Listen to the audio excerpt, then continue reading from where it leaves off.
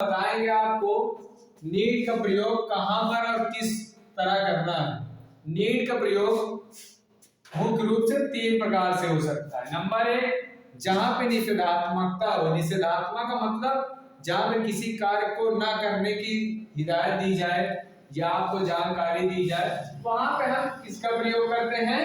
Need का प्रयोग करते हैं। नंबर 2, जहां पर किसी भी चीज की आवश्यकता हो या आवश्यकता या जरूरत प्रकट होती है, वहां पर किसका प्रयोग करते हैं? नीड का। फिर नंबर 3, जहां पर किसी चीज की बाउंडेशन हो। किसकी हो? बाउंडेशन की, यानी बाइंड की, यानी रोका जाए कि आपको ये काम नहीं करना या आपको ये काम करना ही है, तो वहां पर हम किसका प्रयोग करते हैं? नीड का। नीड का प्रयोग अक्सर लोगों को पता नहीं होता है, जिसकी वजह से जानकारी न होने के कारण वो ट्रांसलेशन करने में गलत कर देते हैं। अब हम इसका एग्जाम्पल समझते हैं कि कैसे प्रयोग करेंगे। जैसे यहाँ पे हमने एक एग्जाम्पल लिख रखा है, you need not to worry about Mukesh. अब कुछ लोग बोलेंगे कि इसमें ये हमारा सेंटेंस किसमें दिया गया है? प्रेजेंट इंडेफिनिट टेंस में। लेकिन यहाँ पे प्रेजेंट इंडेफिनिट टेंस की कोई भी हेल्पिंग वर्ब यूज नहीं की गई।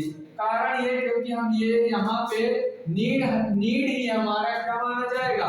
Helping verb. यहाँ पे do, does, is, am, are ना लगा करके आप नीड को ही हेल्पिंग वर्ब मानेंगे, तभी ये सेंटेंस आपका क्लियर माना जाएगा, करेक्ट माना जाएगा। अगर आप इसके साथ में कोई भी हेल्पिंग वर्ब यूज कर देते हैं, ये सेंटेंस एकदम से गलत माना जाएगा।